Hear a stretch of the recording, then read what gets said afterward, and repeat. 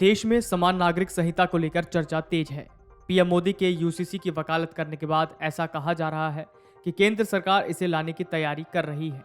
वहीं विरोध करने वाले ये कह रहे हैं कि अगले साल होने वाले चुनावों के लिए ये बीजेपी का चुनावी शिगुफा है। ऐसा कहने वालों में ऑल इंडिया मजलिसे इत्तेहादुल मुस्लिमीन के नेता और सांसद असदुद्दीन ओवैसी प्रमुख हैं। वो लगातार यूसीसी का विरोध कर रहे हैं। ओवैसी इसे मुसलमानों के खिलाफ बता रहे हैं।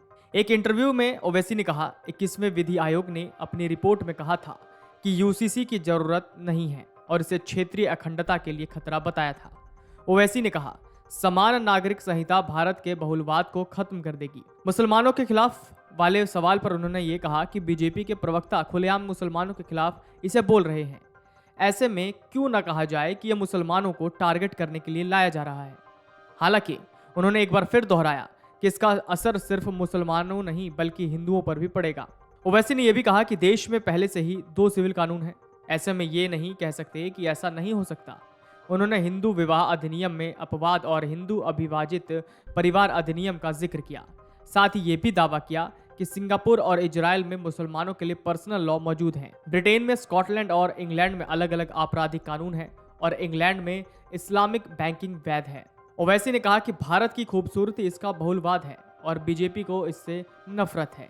उन्होंने कहा कि इस देश के बहुलवाद को बनाए रखने के लिए 2 नहीं 3 सिविल कानून हो तब भी ठीक है। एआईएमआईएम नेता ने कहा कि भारत का सेक्युलरिज्म ब्रिटेन, फ्रांस और अमेरिका के सेक्युलरिज्म से अलग है। अगर देश को अमेरिका की तरह बनाना चाहते हैं तो ये ठीक नहीं है। अगर आप भारत को फ्रांस की तरह करना चाहते हैं तो मैं इसका विरोध करूंगा। प्रधानमंत्री नरेंद्र मोदी ने एक बयान में कहा था कि तुष्टीकरण के चलते आज तक देश में अलग अलग कानून चल रहे हैं। इसे लेकर पूछे गए सवाल पर हैदराबाद सांसद ने पलटवार किया और कहा कि असम के मुख्यमंत्री को नोबेल मिलना चाहिए, जिनका कम्युनल माइंडसेट कहता है कि टमाटर के दाम बढ़ गए तो मियां जिम्मेदार है। यूसीसी को लेकर ओवैसी ने कहा कि इसके आने से धर्म परिवर्तन को लेकर बने निष्प्रभावी हो जाएगा। उन्होंने सरकारी आंकड़े का हवाला देते हुए कहा कि नरेंद्र मोदी की नीतियों के चलते 1.80 लाख मुसलमान उच्च शिक्षा से वंचित रह गए, जिनमें 50% महिलाएं हैं।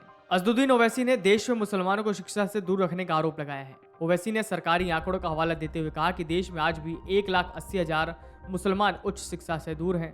उन्होंने सरकार पर सवाल उठाते हुए कहा कि आखिर देश में अल्पसंख्यकों को शिक्षा में कम मौके क्यों हैं। एआईएमआईएम नेता ने सरकार पर देश के बहुलतावाद को खत्म करने का आरोप लगाया। Video desk अमरउजाला.com।